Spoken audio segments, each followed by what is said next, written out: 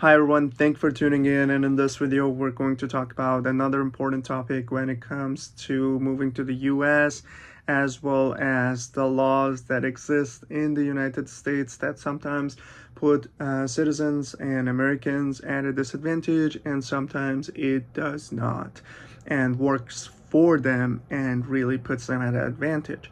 Now, this video is not going to be a legal advice, so let me make that disclaimer at the beginning.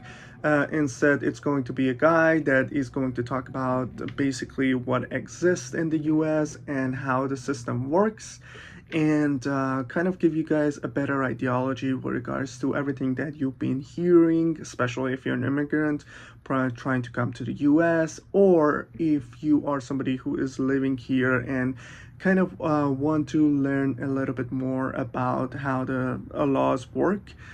And hopefully that will come handy for you or to you and your family when you are running to a problem. Okay, so this is not a legal advice whatsoever. We're going to talk about the claims that exist in the immigrant community with regards to the laws and regulations in the US. We also going to talk about the reality of it, the severity of it, how much justice exists, how much it doesn't, how much ability someone as an American citizen have in order to take matters in their own hand and take it to the next level, how much of it should be done by a lawyer or someone in that position, such as a police officer. And we're going to talk about one of those personal examples that took place for me and my family, and basically caused me to come up with this whole ideology for this video. And I also have to say that one of the main factors that one of my first videos in 2025 is with regards to such a topic. It's due to the basically well performed the previous videos that I put out, which followed the similar subject in the channel, and they've done exceptionally well in compared to the regular videos that I put out. But I'm not going to step away from the culture and traditional of this channel, which we're going to talk about the education in the US, we're going to talk about the economical factors, and we are going to talk about this stuff that is going to be discussed in this video, which is what is the reality of living in the US, and what are the goods and bads or the loopholes that exist that sometimes put you guys at a disadvantage and sometimes do not, in order to really debunk it. So with that said, it's not a channel or a video for only immigrants, as we are going to kind of have a more wholesome view with regard to this subject of what is it that sometimes puts Americans at a disadvantage when they're trying to go and prosecute and trying to, basically take what happened to them to the next level in order to be heard by the police officers, by the small claim courts. And what is it that is preventing those people from taking it to the next level? For example, if you go to the police officer and trying to make a claim or make a case against another person that you actually know has committed something bad to you, but they can't do nothing about it. Why is it? Or why it's not always at your advantage? And we also going to talk about why is it that sometimes these small cases with regards to certain individuals trying to go after another individuals who have hurt them do not get to the level that basically it sees justice or puts them at advantage, meaning they win the case, they take the case to the next level, and certain lawyers wouldn't even deny taking on their cases. Now, as you can tell by the subject matter that we're trying to approach here, this is a very wholesome and broader topic, and we have multiple lawyers, we have legislators working on this a very specific topic, and because it's a lot. It's a lot, and you have law firms full of different lawyers that are trying to approach this topic. So do not expect me to go through every single factor and every single loophole and every single thing that put people at disadvantage, except with regards to the topic that I have chosen for this video, which I believe it's going to be more relevant to majority of Americans and those who live here or those who are planning to move here, to give you guys a better understanding of how the system works. Now, when I see more, gravitation from you guys, I will definitely take this to the next level and kind of work on more of the things that exist in this field, and discussing them in the future videos. All right, so appreciate if you can support me with hitting that subscribe button and like, so my video will get recommended to other people, and also watching the subscription level going higher, and again, it's free to you guys. It really gives me the warmth to continue what I'm doing, because I started this YouTube channel and right now I'm not making a penny, because I really wanted to put the information that I've gained from living here in the US as an immigrant out there, so other people don't have to go through everything that me and my family did. Instead, they have a reliable source to kind of at least get certain ideologies or certain advices, instead of just jumping through different hoops and sometimes never understand the reality of it, or understand the true factor that is in that case that could have helped them. All right, so without further ado, because we are 6 minutes into this video and kind of went through a very longer intro, let's get into the topic of our video. And the topic of our video is going to be basically, when is your evidence? Okay, so evidence is very important, and one of those first factors that you have to preserve to whoever or whichever branch you are trying to move forward with in order to get the justice that you're looking for. So evidence is very important, and in majority of cases we have to kind of be frank and say that the evidence that the people are providing is not sufficient enough to help the person in charge to take their case, if they're a lawyer, if they're a police officer, and move forward with it, basically take actions on it.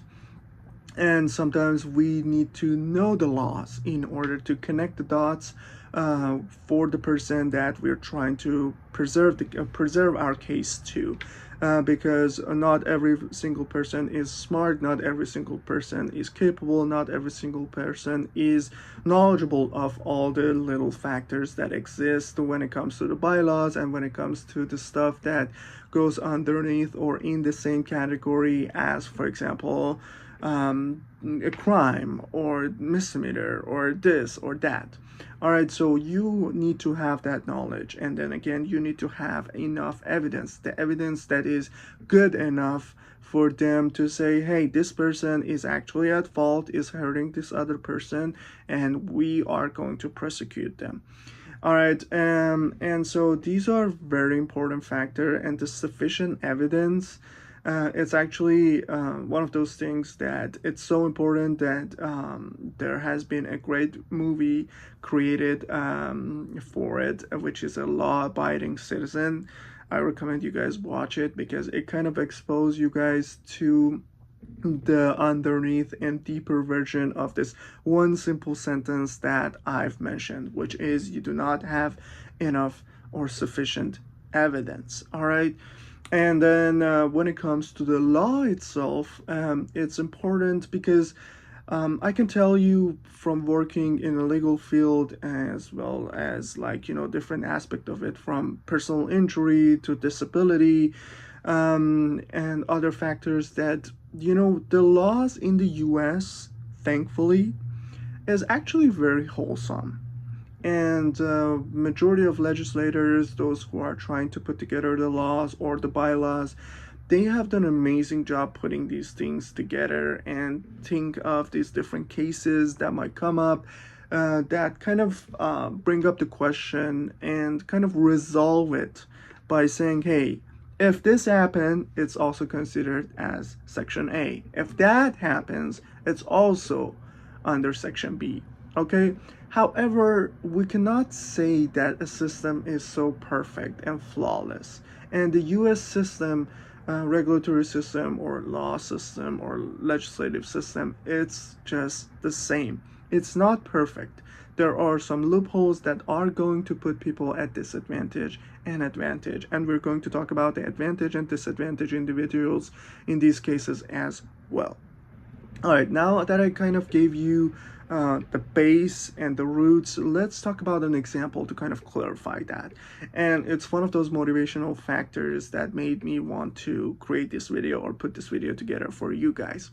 So we've been a victim, my family and I have been a victim of basically vandalization to our vehicles. And it's not the typical vandalization that you will see in these YouTube video shorts or these Instagrams that it just people come, they break in and trying to see if you have a luggage or a bag in your car. It is to our property, which in this case will be considered as your car. I have put out a video about private property, which I kind of discuss of what would consider as a private property. So if you haven't watched that video, please do so. But there is this individual, this older gentleman who is retired. He comes out at night and starts throwing eggs at my and my brother's car. And it's been very devastating because we live in an apartment, but we live in one of the wealthier cities and smaller cities and low crime cities in California, which California is already an expensive state. This city has a low crime, and we are paying for it. We are paying for it with our taxes. We are paying for it with our rent. But we chose this city in order to have that peace of mind, in order to have that safety. And the fact that it is that we do not have parking space enough around the apartment that we live in. Therefore, we have to park our cars 10 minutes away in a street that is pretty wide, and both sides is apartment buildings and has no limitations. All right, or very little limitation when it comes to street cleaning, which is very normal here. And then so as an abiding citizen, a law-abiding citizen, and I know the laws and I talked about it, that I have to move my vehicle from one spot that it has been parked every 72 hours. And I've done it. And I have been doing it. On those days that I work from home or go to school or attend school online, I know that my vehicle is not going to be moved, and then I know if it's back to back, I'll make sure to move it. Now, this individual, for some reason, does not like this ideology that we park our cars there, and it's not even in front of his house. Again, both sides of that street is full of apartment buildings, so that's that. It's not in front of his property, and also you do not own the street. The street is a public place, so as a lot of governmental buildings. All right, so he takes the matter in his own hands. He is trying to throw eggs at our cars in this case. And then so you might think to yourself, especially if you're an American or someone who was born here, think that, oh, it's not a big deal. It happens. Kids do it all the time. They egg houses. However, eggs are acidic and they can eat up to your paint, your car's paint, as well as leave remarks on your body panels, on your car's paint, on the windshield. And also when this guy is trying to prevent to be recognized, comes out at night, throws those eggs. I'm not there at night to see it, detect it, and go and wash my car immediately, as that's normal, all right, for all of those individuals who want to normalize this factor. So it will be the next morning when I'm trying to get to my other destination, right? Leaving my house, trying to go to school, trying to go to work. It's often 6:30 in the morning, so I don't get into the rush hour in the morning and all the traffic and all of those stuff. And boom, I see eggs on my windshield. I see eggs on my body panels, the car's body panels, and I have to take 10 minutes to clean it up. That's if I'm lucky and I brought the cleaning supplies, such as a rag and some windshield fluid and blah blah blah blah blah. And if you guys haven't encountered dealing with eggs, you know that they do not just come off easily from your windshield or from your side glasses and all of those. All right, so it happens one time. I was like, you know what? My car is close to the approximation of where he lives. It's not in front of his house. It's not, right across of it or anything like that. But maybe it bothers him. Okay, I'm gonna move my car further in a different street that is gonna make the walk longer after 4 or 5 times being attacked to kind of settle down this problem. I do that. Now I have to walk longer than before, and we're talking about early mornings, which is going to be cold, which can be rainy, or any other factors. And same thing with at nights, because I get home at 8 p.m. and it's going to be the same situation. The guy does that again, and it's only our cars. The cars in front of us and behind us parked are not getting attacked. Okay, maybe it's the color of my skin and every other features that is going on, but let's not pretend that that is a factor, even though xenophobic people do exist. And so after 6-7 times, I'm fed up. I go to the police station, and it's not a long time ago, it's like a week ago or two. And then I go to the police station and try to file a police report. Now, when it comes to the filing a police report, if you know the person who's causing the problem, then you should call the police department in your area versus just filing a police report online, or go and talk to a police officers, which I did. Literally, a police station is like 2 minutes, not even 2 minutes, 2 minutes to my house, and this thing is happening. So I go and approach them, and they were very kind. They listened to my concern. They gave me a case number, and I was like, okay, what is it going to happen? And he asked me if I have a video sustaining when he was throwing the eggs. So catch him basically in action, which is very unreasonable for someone like me, because I live 10 minutes away from that location. How can I record that? Can I put a camera in a public street and record that? But to tell you guys about what I was trying to mention as the layout of this matter, the base, I did have evidence that my car has been egged, the damages and all of that, but not him in the action. So sufficient evidence wasn't there. Now, another factor in the game was that I asked him, hey, it will be considered as a vandalization, right? Or vandalizing your property. And he said, well, eggs can be washed away. And so the damage is not sustained to your car, something that can be seen and like that. And I was like, okay, so what am I supposed to do? I'm just gonna suffer? And that's the reality of it. So the laws exist. Vandalization, it has a very specific meaning. There are certain things that we'll consider as a vandalizing a property or vehicle. However, based on his words and his consideration of this situation, it wasn't vandalization. Now, on the other hand, he wanted sufficient evidence from me to show that this guy was throwing the egg, and I capture it on my phone. Like I'm sort of an animal that I have to stay awake all night in the cold to make sure to capture this guy. And I didn't have it. So case was opened, details were mentioned, and I'm still at a disadvantage because nothing has happened to this guy, right?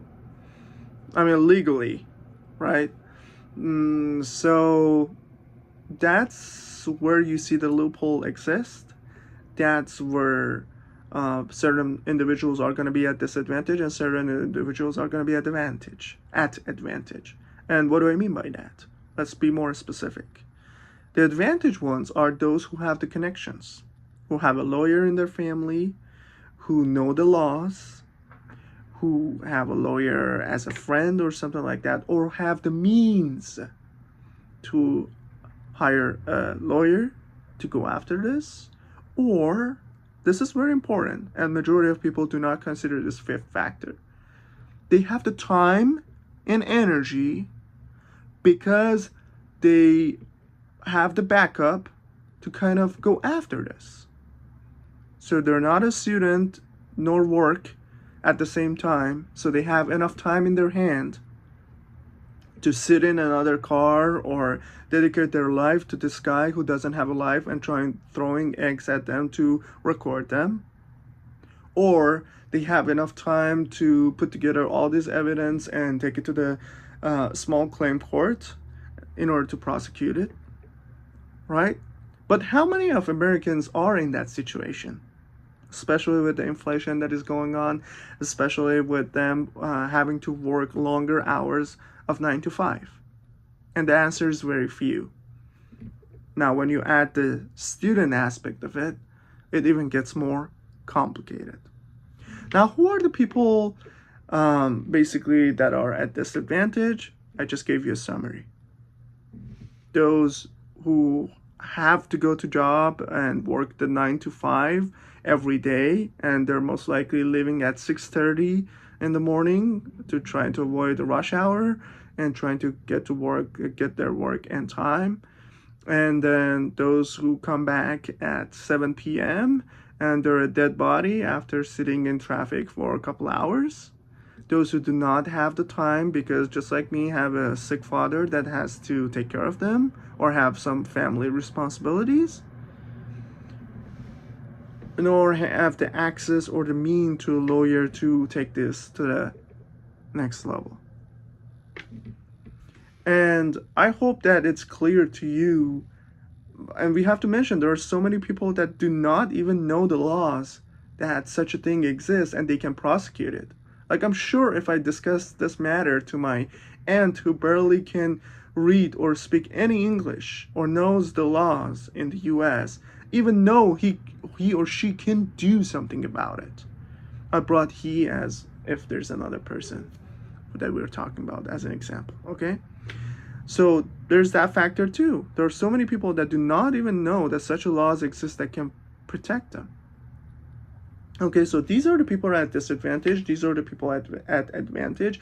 And I can promise you, majority of Americans, considering now how much inflation exists and how much further they are from, living this American dream, from buying a house. So they have to work 2 jobs. So they have to work harder, more hours. They're mostly in this category. Which brings up this whole question that we started this video about. That how much the regulation and the legal system in the US is against or for Americans in protecting them. Because in majority cases it can and it will. But you need to have the sufficient evidence. And what happened to you exactly go on that category that is very well defined, or at least has some sort of connection to it. But in certain matters or certain situation, it doesn't.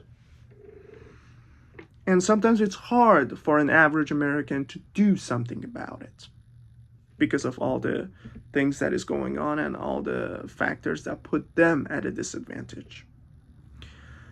So you'll be the judge when next time, as an immigrant, as somebody who is dealing with the system, is going through this and needs to make a knowledgeable or comprehensive decision about what they're hearing.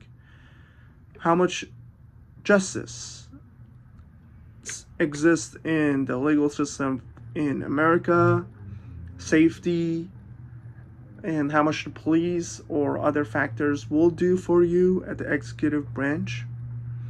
How much the legislative branch has been working for you or towards these different matters. These are all the questions that perhaps this video can provoke in your head or in your mind, and this example can make a little bit of sight on that, of how things are, to give you a better understanding. I hope this video was useful to you, and until the next one, peace.